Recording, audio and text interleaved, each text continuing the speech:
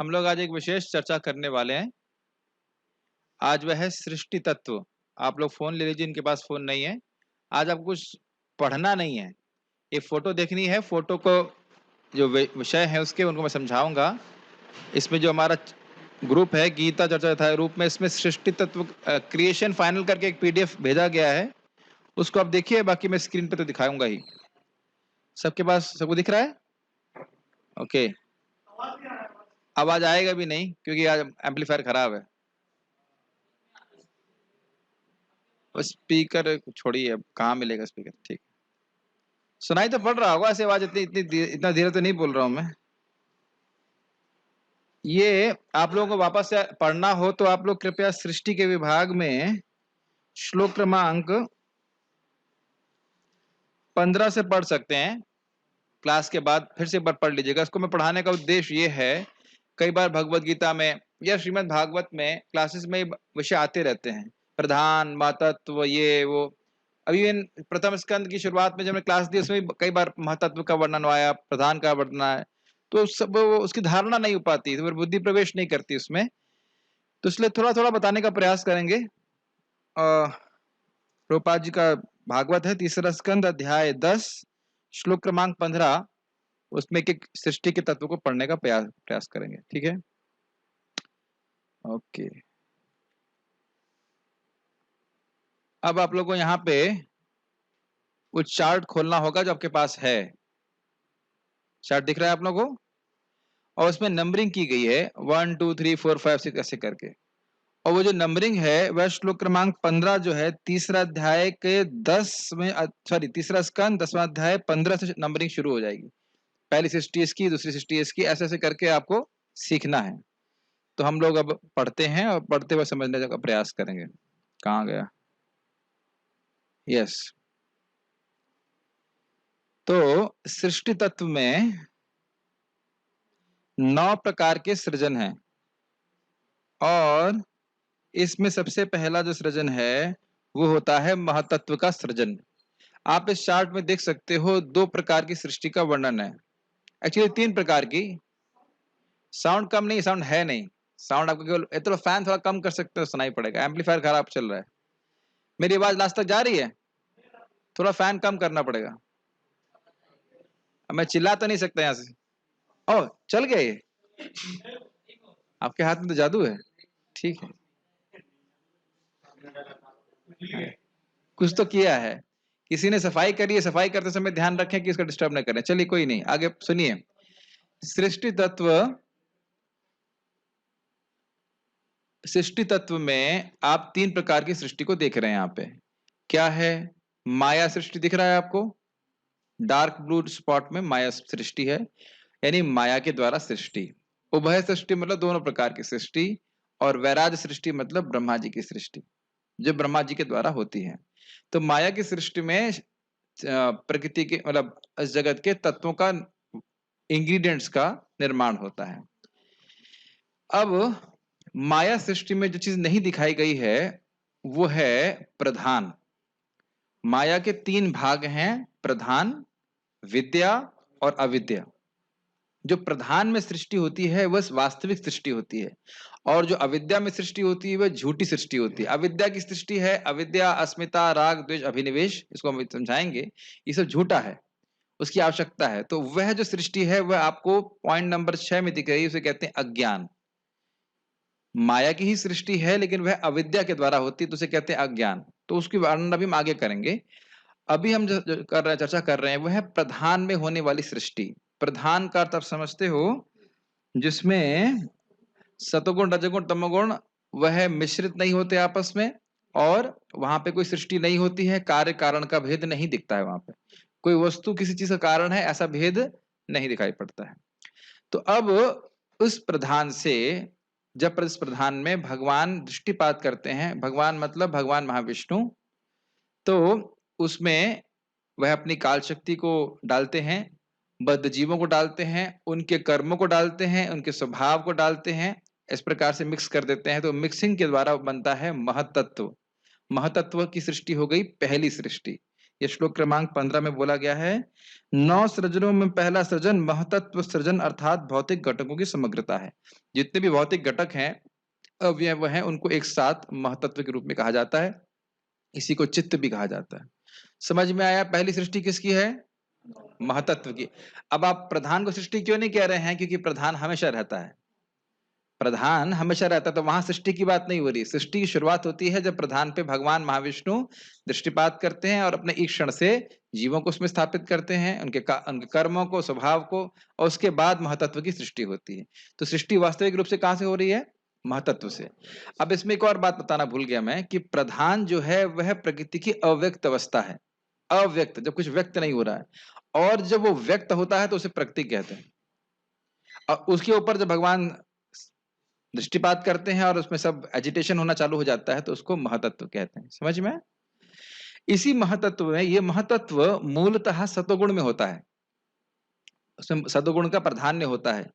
लेकिन जब इसमें तमोगुण रजोगुण का प्रधान हो जाता है, इसमें विकार हो जाता है, तो उससे अहंकार तत्व का निर्माण होता है। और यह अहंकार तत्व जो कि महतत्व से आया है, अर्थात सृष्टि नंबर 2, ये मूलतः तमोगुण से, मतलब नहीं, तमोगुण का इसमें प्राधान्य होता है।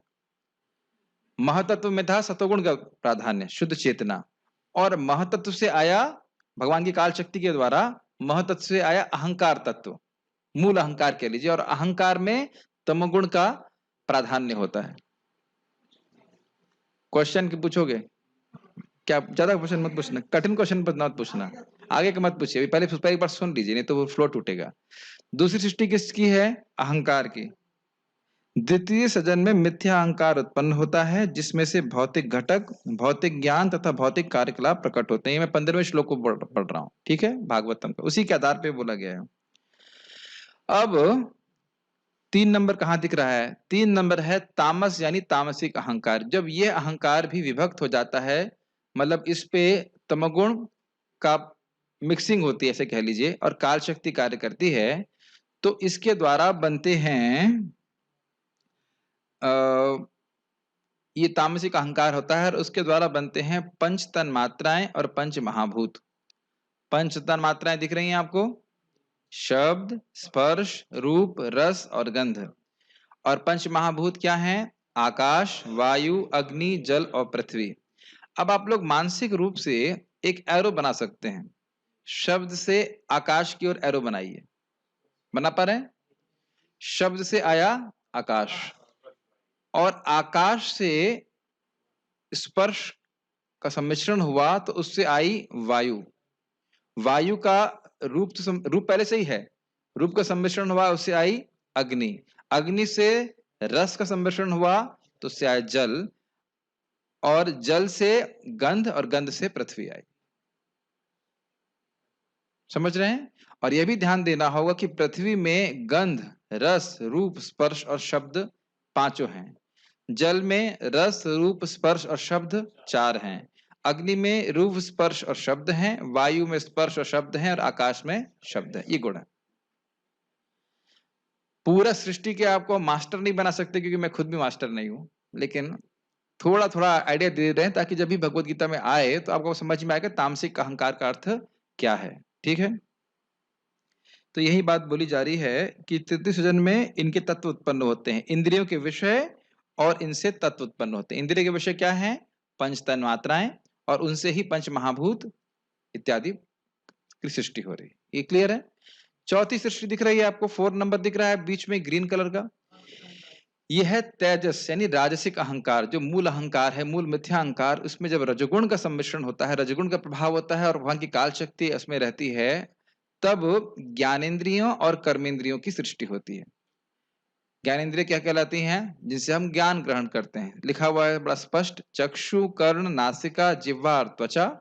और कर्मेंद्रिय क्या है? वाक, पाणी, पाणी मतलब हाथ, पाद, पाद मतलब चलने का मतलब पैर, पायु मतलब मलद्वार इत्यादि, और उपस्थ मतलब जननेन्द्रियां। तो इस प्रकार से कर्मेंद्रियों और ज्ञानेंद्रियों की सृष्टि होती है। किससे होती है? राजसिक अहंकार से। और इसमें एक और है, प्राण की सृष्टि भी होती है। 10 प्रकार के प्राण होते हैं और कुछ उपप्राण होते हैं, तो वह सब की सृष्टि भी राजसिक अहंकार से होती है। मेरे ख्याल से चार्ट के द्वारा तो बड़ा स्पष्ट समझ में आ रहा होगा। ठीक है, और इसी को प्रभुपाद यहाँ लिख रहे हैं, चौथा सृजन है ज्ञान तथा कार्य क्षमता का सृजन, यानी ज्ञान का मतलब ज्ञानेंद्रियां और कार्य क्षमता अर्थात कर्मेंद्रिय। ठीक है, कठिन तो नहीं है। ठीक। पांचवा सृजन कहाँ दिख रहा है आपको? इसी के बगल में ऑरेंज कलर का, वैकारिक यानी कि सात्विक अहंकार। इसमें अहंकार के संग कौन मिला?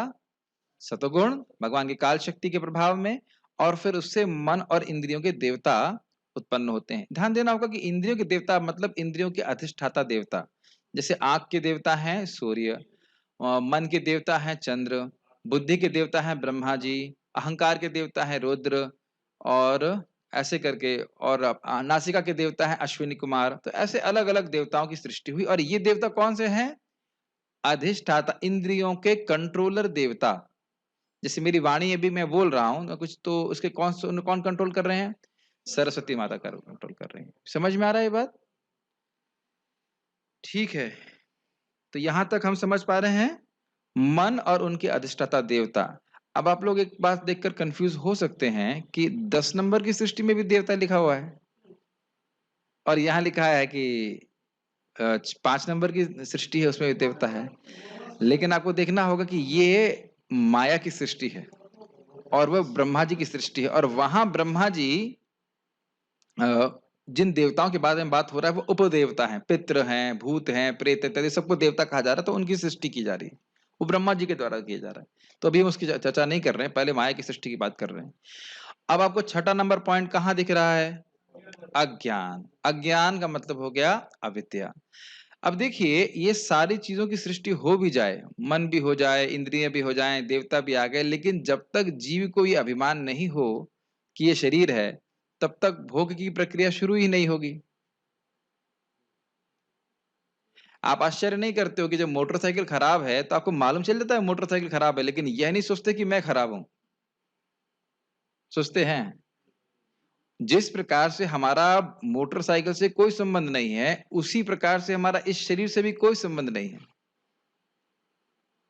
ये मानते हैं ना? एटलीस्ट सिद्धांतिक रूप से तो मानते हैं, लेकिन फिर भी इस शरीर के सुख दुख या कष्ट को हम, परिवर्तनों को, विकारों को हम अपना सुख दुख मानते हैं। कल पढ़ा था ना, इच्छा द्वेष सुखम दुखम, और उसके बाद जन्म मृत्यु जरा व्याधि, सॉरी हाँ ये भी तो है विकार, उसके बाद वृद्धि, ये सब, इन सबको हम अपना मानते हैं। इसीलिए बर्थडे मनाना तो कम से कम बंद करना चाहिए। अगर थोड़ा भी भगवत गीता समझ रहे हैं, भागवत समझ रहे हैं, तो बर्थडे मनाना बंद कर देना चाहिए अपना, एटलीस्ट। और ये भी एक बहुत बड़ा झूठ है, मैं जो खैर शिक्षा नहीं देना चाहता हूँ, लेकिन चलिए वापस टॉपिक पे आ जाएंगे। हम खाली बात कर रहे थे कि अविद्या के द्वारा हम इस प्रकार से अपने को पहचान करते हैं। तो ये अविद्या जरूरी है कि नहीं? जरूरी है। अगर आपको भोग नहीं, आपको भोग करवाना है तो जरूरी है। तो यह अविद्या माया की अविद्या शक्ति से ही सृष्ट हो रहा है अज्ञान। वो हमेशा रहता है। माया के 3 भाग बताए थे ना, प्रधान, अविद्या और विद्या। इसको समझ लेना चाहिए। प्रधान तो आप समझ रहे हैं, भौतिक वस्तुओं का भंडार कह लीजिए, ठीक है, सामान्य शब्दों में कहें। और अविद्या शक्ति के द्वारा क्या होता है? अविद्या, अस्मिता, राग, द्वेष और अभिनिवेश, इनको भी हम समझते हुए चलते हैं। अविद्या के 2 फंक्शन होते हैं, एक होता है आवरणात्मिक और दूसरा होता है विक्षेपात्मिक। क्या होते हैं? आवरणात्मिक और विक्षेपात्मिक। आवरणात्मिका से क्या होता है? हमारा स्वरूप ढक जाता है, जो हम भगवान के दास हैं वो बात हम भूल जाते हैं। और विक्षेपात्मिका मतलब जो हम नहीं हैं, अर्थात वे शरीर हैं, शरीर जो है उसको मैं मानने लगते हैं। ये हो गया पहला फंक्शन अविद्या का। ठीक है। अस्मिता मतलब अपने स्वरूप का पूर्ण रूप से अज्ञान, बिल्कुल भूले रहता है व्यक्ति।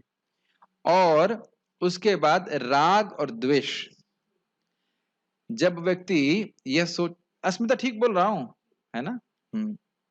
और राग और द्वेष, जब हम ये सोच लेंगे कि हम ये शरीर हैं, अपने स्वरूप को भूले रहेंगे कि हम भगवान के दास हैं, तो कोई व्यक्ति अच्छा लगेगा, जो शरीर के लिए अच्छा कर रहा है वो अच्छा लगेगा, उससे राग हो जाएगा। जो शरीर और इंद्रियों के कुछ विपरीत कर रहा है, मन के विपरीत कर रहा है, उसे द्वेष हो जाएगा। और इस सारी प्रक्रिया में हम भूले ही रहेंगे कि हम हैं कौन। और फिर क्या होगा? अभिनिवेश। अभिनिवेश तो आप समझते हो, अभिनिवेश मतलब एब्जॉर्प्शन, बॉडीली कंसेप्ट में, शारीरिक कि मैं शरीर हूं, इस प्रकार से जीव डूबा रहेगा। तो यह है सब अविद्या के कारण होता है। ये बात समझते हैं? और विद्या शक्ति क्या है? माया की विद्या शक्ति वे है जिसके द्वारा अविद्या निवृत्त हो जाती है। तो आप ये देख सकते हो कि प्रधान की जो सृष्टि है वह सत्य है। सत्य से मेरा मतलब है सचमुच हो रही सृष्टि। आप ये नहीं कह सकते जो प्रधान सृष्टियां हुई हैं वो है नहीं। ये बात समझ में आ रहा है? लेकिन अविद्या की जो सृष्टि है वह झूठी है, क्योंकि ये मेरा मानना कि मैं ये शरीर हूं, यह बिल्कुल पूरी तरह से झूठ है। झूठ है या नहीं है? झूठ है। तो यह सृष्टि जो है वो झूठी है, और प्रधान की सृष्टि है जो वास्तविक है। भले ही वो कुछ क्षण के मतलब कुछ समय के लिए है, लेकिन शाश्वत नहीं है, लेकिन है। आप ये नहीं कह सकते कि नहीं है। तो जब भी बोला जाता है माया मतलब जो नहीं है, इसका अर्थ ये नहीं कि वो वस्तु नहीं है, अपितु यह जो कंसेप्शन, ये धारणा अविद्या के द्वारा है कि मैं ये इस वस्तु का भोक्ता हूं, ये मेरी है, मैं से नियामक हूं, यह माया है। क्या ये बातें समझ में आ रही है? कठिन हो रहा है? झूठी सृष्टि इसलिए बोल रहे हैं क्योंकि यह झूठी सृष्टि है। क्या आप शरीर हैं? तो ये भावना की सृष्टि हो रही है ना कि आप शरीर हो। ये भावना की सृष्टि होना कि मैं शरीर हूं, ये भावना गलत है कि नहीं है? झूठी है कि नहीं है? तो इसीलिए बोल रहे हैं झूठी सृष्टि है।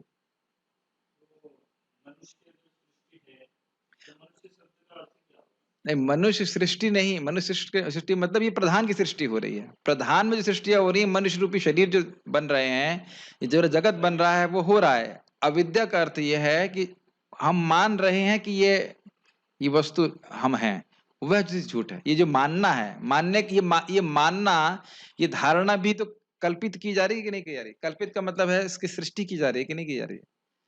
ये किसी ने तो देखिए, जीवात्मा तो पूरी तरह से अलग है, तो ये अज्ञान का निर्माण किया जा रहा है ना किसी के द्वारा।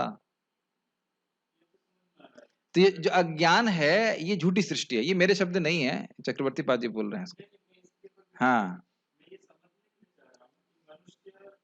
आपका आवाज कुछ आएगी नहीं अगर माइक पे नहीं बोलेंगे तो। अभी अभी मनुष्य तक पहुंचे नहीं है। अभी तक मनुष्य तक पहुंचे नहीं है। अभी खाली इसकी बात करी से महतत्व है, अहंकार तत्व है, तामस है, तेजस है, वैकारिक अहंकार, ये सब हैं। ऐसा नहीं कि नहीं है, ये हैं। इन सब की सृष्टि प्रधान के अंदर में हो रही है, महतत्व होता है। लेकिन यह सोचना कि मैं ये शरीर हूं, ये झूठी सृष्टि है।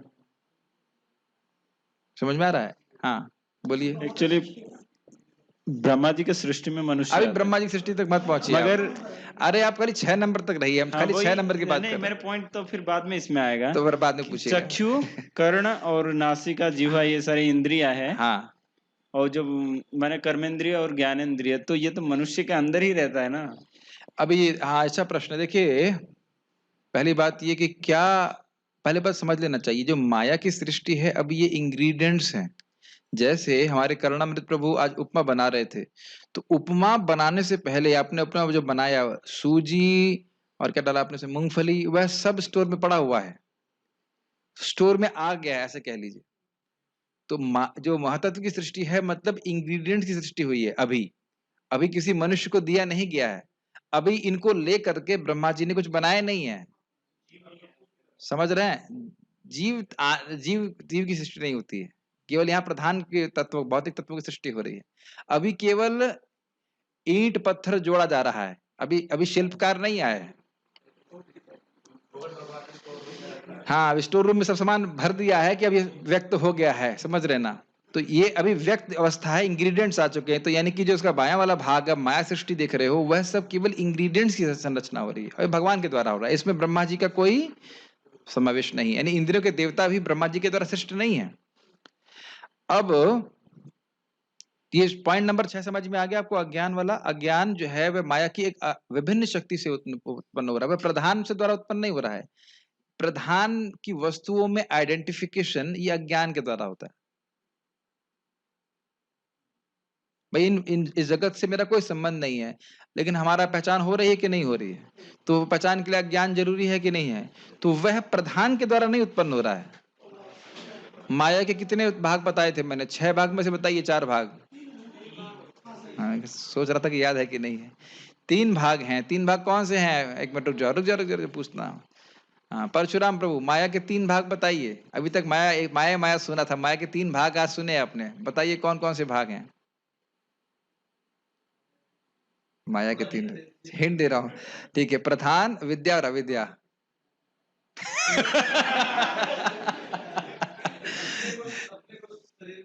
हाँ, ये तो आप सही कह रहे हो, अपने को शरीर मानना ही है। तो अब माया के 3 भाग हैं, प्रधान, विद्या और अविद्या। ठीक है। प्रधान मतलब ये भौतिक तत्वों का स्टोर हाउस जिसके द्वारा पूरा जगत सृष्ट होता है। और अविद्या मतलब वह शक्ति जो जीव को अंदर यह पहचान उत्पन्न कर देती है, ये भावना उत्पन्न कर देती है कि वह उन भौतिक वस्तुओं से अपनी पहचान करने लगता है। समझ में आ रहा है बात? और विद्या शक्ति के द्वारा वह इस भावना से निवृत्त हो जाता है कि मैं ये शरीर हूं, इस भावना से निवृत्त हो जाता है। ये इस प्रकार से होता है। ये तीनों माया की ही वृत्तियां हैं। वृत्तियां नहीं, शक्तियां हैं, भाग कह सकते हैं। नहीं समझ में आ रहा? ना समझ में आया मुझे क्या करना? अब समझ में नहीं आ रहा तो क्या कर सकते हो? इसको यथावत प्रस्तुत करना पड़ेगा। थोड़ा दिमाग लगाइए कि हाँ क्या बोल रहे हैं, क्या बोल रहे हैं, तो फिर हमारा समझ में आएगा। कहां तक पहुंच गए हम लोग? इसमें लिखा है छठा सृजन जीव के अज्ञानतापूर्ण अंधकार का है, जिससे स्वामी मूर्ख की तरह कार्य करता है। ठीक है। जीव स्वामी है, कह सकते हैं श्रेष्ठ है प्रकृति से, लेकिन प्रकृति को सोच रहा है कि मैं ही प्रकृति हूं, मैं ही शरीर हूं, तो फिर भोग में लगा हुआ मूर्ख कार्य कर रहा है। ठीक है, स्पष्ट है। उपर्युक्त समस्त सृष्टियां, दैट मीन्स पॉइंट नंबर 6 तक श्री भगवान की बहिरंगी शक्ति की प्राकृतिक सृष्टियां हैं। ये सब माया की सृष्टि हैं। ये समझ में है? अब मुझसे मुझसे का मतलब जो भी बोल रहे हैं, उन ब्रह्मा के द्वारा की गई सृष्टियों के विषय में सुनो, जो रजोगुण के अवतार हैं और सजन के मामले में जिनका मस्तिष्क श्री भगवान जैसा ही है। तो अब हम लोग वैराज सृष्टि की बात करेंगे। वैराज सृष्टि कहाँ दिख रहा है आपको? बाएं तरफ कि ऊपर की तरफ? दाएं तरफ, कम से कम दिख तो रहा है आप लोग। ठीक है। तो वैराज सृष्टि का अर्थ क्या है? यह सृष्टि ब्रह्मा जी के द्वारा हो रही है। जैसे एक मिस्त्री, राजमिस्त्री आप समझते हो, ईंट सीमेंट बालू इत्यादि लेकर के उनको सान सान करके और ईंट लगा लगा के घर बनाता है। क्या वह ईंट बनाता है? क्या वो बालू बनाता है? क्या सीमेंट बनाता है? वह तीनों वस्तुएं नहीं बनाता है। तो वह तीनों वस्तुओं को आप किससे उपमा दे सकते हो? माया के द्वारा सृष्ट वस्तुओं से, पंच तन्मात्राएं, पंच महाभूत, ज्ञानेन्द्रियां, कर्मेंद्रिय इत्यादि इत्यादि।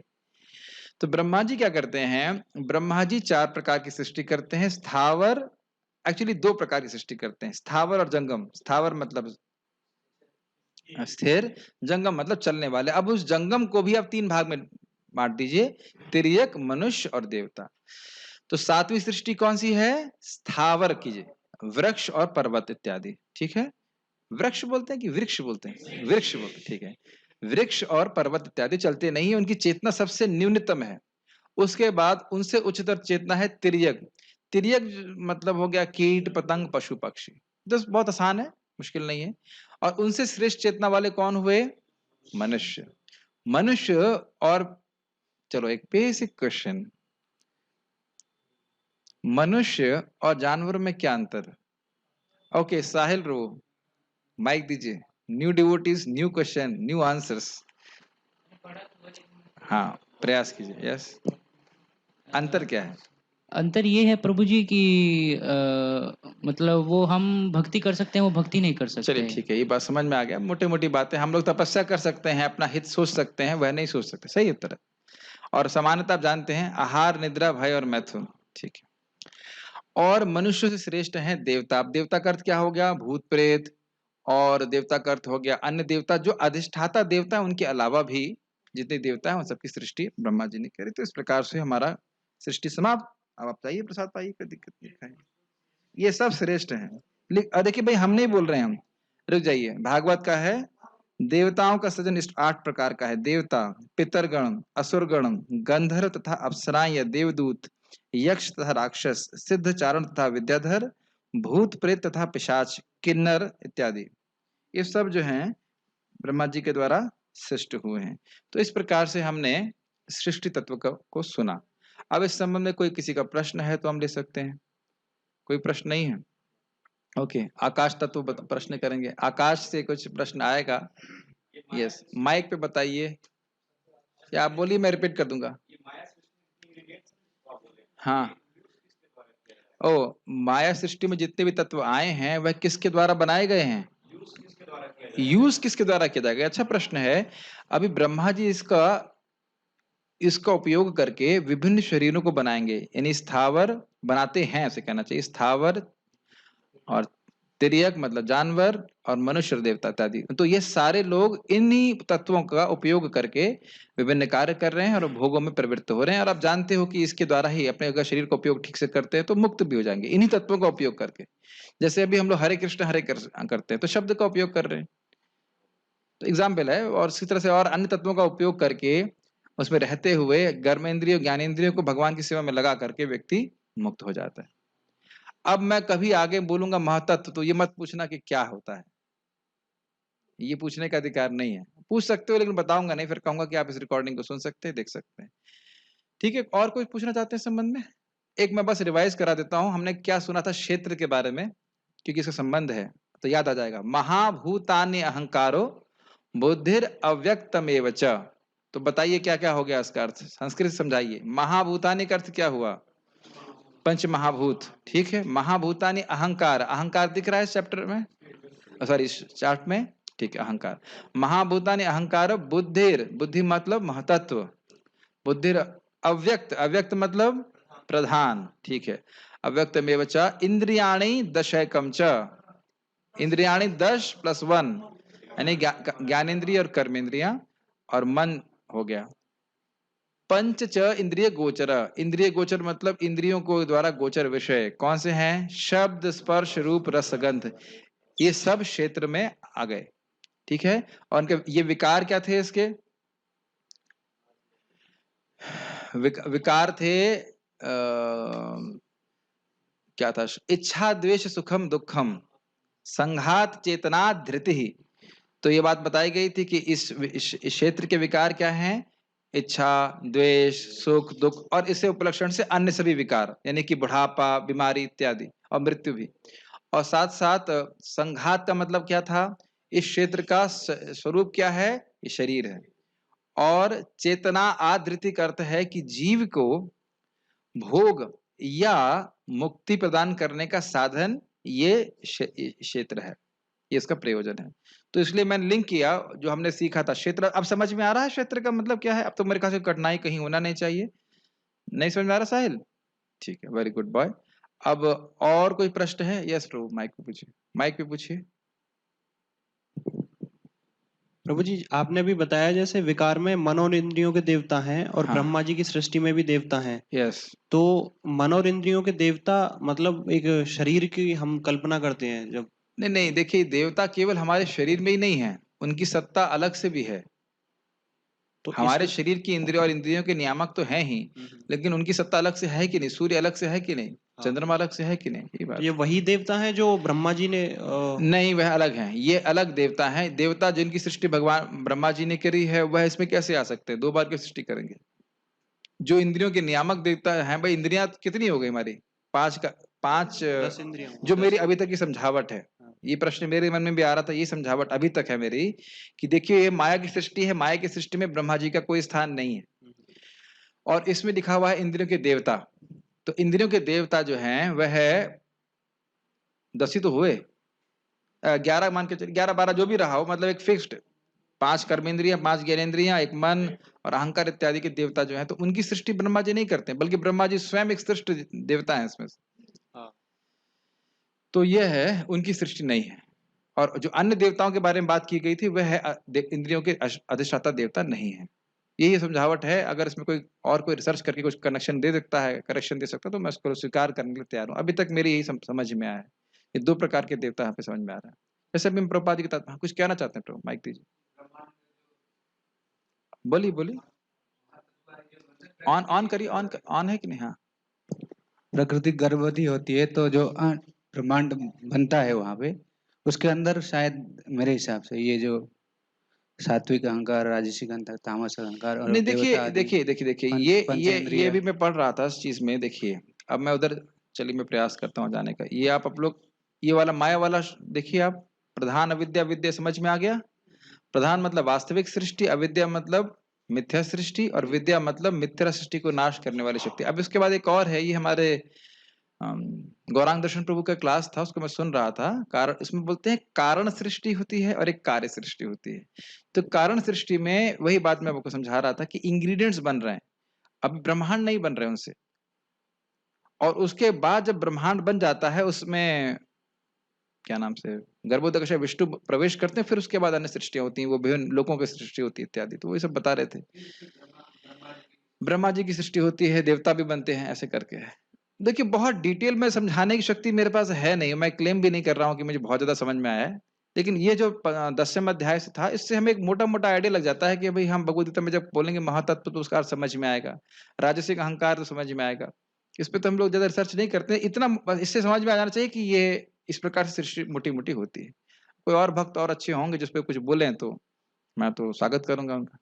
ठीक है, और संबंध में यहाँ तक जितना बताया गया है उतना कोई प्रश्न कीजिए, इजी इजी प्रश्न कर सकते हैं तो ठीक है। ठीक है, तो फिर यहाँ रुकते हैं। एक मिनट देख लेता हूँ जूम पे किसी भक्त का कोई प्रश्न है। ओ आई बीन साइंड आउट ना, नो। ठीक है, कह रहे हैं 10 प्रकार के प्राण कौन कौन से हैं, थोड़ा विस्तार में बताइए। यही सोच रहा था कि प्रश्न नहीं हो होता है बहुत सारा। देखिए एक तो होता है प्राण, इसका देखिए कोई खास रेलेवेंस हमारे लिए अभी नहीं है। मैं अभी आज ही सुन रहा था प्रवचन में, तो वो बोल रहे थे प्राण में मतलब एक प्राण है जिसके द्वारा आप सांस ले रहे हो। उसके बाद क्या होता है, पान अपान उड़ान, है ना, ऐसे करके सुना था। तो ऐसे करके है वो, देवदत्त धनंजय ऐसे करके है, मुझे भी याद नहीं है सबके नाम, और उससे कोई खास हमें प्रयोजन भी नहीं है, क्योंकि वो हमारे भगवद गीता के उसमें डिस्कशन में उतना आता नहीं है। आसान आसान प्रश्न कर सकते हैं, विस्तार में बताने की शक्ति मेरे पास उससे अधिक नहीं है। मैं तो सोच रहा था कि कर भी पाऊंगा कि नहीं प्रवचन, लेकिन भगवान की कृपा से हो गया। एक बात मुझे अभी भी समझ में नहीं आई है कि उभय सृष्टि क्यों बोलते हैं। नारद जी और 4 कुमारों को ब्रह्मा जी की सृष्टि भी बोल रहे हैं और ये माया की सृष्टि बोल रहे हैं, ये तो समझ नहीं आया मेरे को, पता नहीं क्यों बोलना ये माइक सृष्टि कैसे है मुझे अब उभय सृष्टि बोल रहे हैं, उसका क्या मतलब हमको पता नहीं। ठीक है, वो भगवद गीता में नहीं आएगा, इसलिए घबराने की जरूरत नहीं है। ठीक है, भगवद गीता के लायक ज्ञान हो गया कि नहीं हो गया? ठीक, बहुत बहुत धन्यवाद। हरे कृष्णा। श्रील प्रभुपाद की जय।